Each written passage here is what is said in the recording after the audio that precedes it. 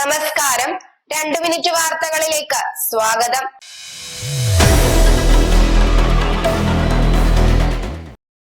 മുണ്ടക്കൈ ചൂരൽമല ഉരുൾപൊട്ടലുമായി ബന്ധപ്പെട്ട് മേപ്പാടി ഗ്രാമപഞ്ചായത്ത് തയ്യാറാക്കിയ പുനരധിവസിപ്പിക്കേണ്ട കുടുംബങ്ങളുടെ കരട് പട്ടികയ്ക്കെതിരെ വ്യാപക പരാതി.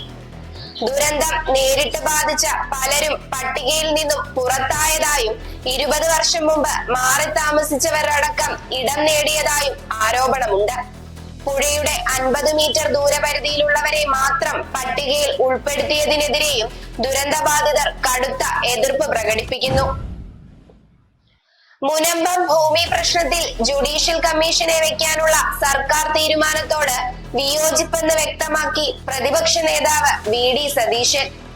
10 മിനിറ്റ് കൊണ്ട് തീർക്കാവുന്ന ഒരു വിഷയം സർക്കാർ മനഃപൂർവ്വം വൈകിപ്പിക്കുകയാണെന്ന് സതീശൻ ആരോപിച്ചു.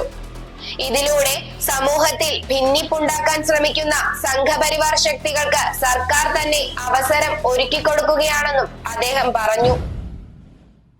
വെർച്വൽ ക്യൂ വഴി ശബരിമല ദർശനത്തിന് ബുക്ക് ചെയ്യുന്ന ഭക്തരിൽ 20 മുതൽ 25% വരെ എത്താറില്ലെന്ന് തിരുവിതാംകൂർ ദേവസ്വം ബോർഡ് ഹൈക്കോടതിയെ അറിയിച്ചു. ദർശനത്തിന് വരുന്നില്ലെങ്കിൽ ബുക്കിംഗ് ക്യാൻസൽ ചെയ്യണമെന്നുള്ള നിർദ്ദേശം മാധ്യമങ്ങളിലൂടെ അടക്കം അറിയിപ്പായി നൽകണമെന്നും ഹൈക്കോടതി നിർദ്ദേശിച്ചു. ഹിൻഡൻബർഗ് റിസർച്ച് റിപ്പോർട്ട് പുറത്തു വന്ന ശേഷം ഇതുവരെയായി അദാനിയുടെ 10 കമ്പനികളിൽ നിക്ഷേപിച്ച നിക്ഷേപകർക്ക് നഷ്ടമായത് 7 ലക്ഷം കോടി രൂപ.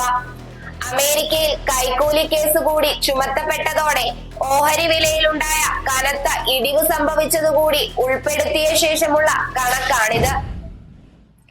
കലാപം രൂക്ഷമായ മണിപ്പൂരിലേക്ക് കൂടുതൽ സേനയെ വിന്യസിച്ച് കേന്ദ്ര സർക്കാർ. മണിപ്പൂരിലേക്ക് 10,000 സൈനികരെ കൂടി കേന്ദ്രം അയക്കുമെന്ന് സംസ്ഥാനത്തെ സുരക്ഷാ ഉപദേഷ്ടാവ് അറിയിച്ചു. ഇതോടെ മണിപ്പൂരിലെ കേന്ദ്രസേനയുടെ മൊത്തം കമ്പനികളുടെ എണ്ണം 288 ഉയർന്നതായും മണിപ്പൂർ സുരക്ഷാ ഉപദേഷ്ടാവ് കുൽദീപ് സിംഗ് തലസ്ഥാനമായ ഇംഫാലിൽ നടത്തിയ വാർത്താ സമ്മേളനത്തിൽ വ്യക്തമാക്കി. ഇസ്രായേൽ ഹമാസ് യുദ്ധം രൂക്ഷമായി തുടരവേ ഗാസ കൊടും പട്ടിണിയിലെന്ന് റിപ്പോർട്ട്. ഗാസയിലെ ഭൂരിപക്ഷം ജനങ്ങൾക്കും ഒരു നേരം വിശപ്പടക്കാനുള്ള ഭക്ഷണം മാത്രമാണ് ലഭിക്കുന്നതെന്നും റിപ്പോർട്ടുകൾ സൂചിപ്പിക്കുന്നു. അവശ്യ സാധനങ്ങൾക്ക് പോലും വില കുതിച്ചുയരുന്നതും ജനങ്ങളെ വലയ്ക്കുകയാണ്. ഗാസ കൊടും പട്ടിണിയിലേക്ക് വീഴുകയാണെന്ന് ഐക്യരാഷ്ട്രസഭയും മുന്നറിയിപ്പ് നൽകുന്നു.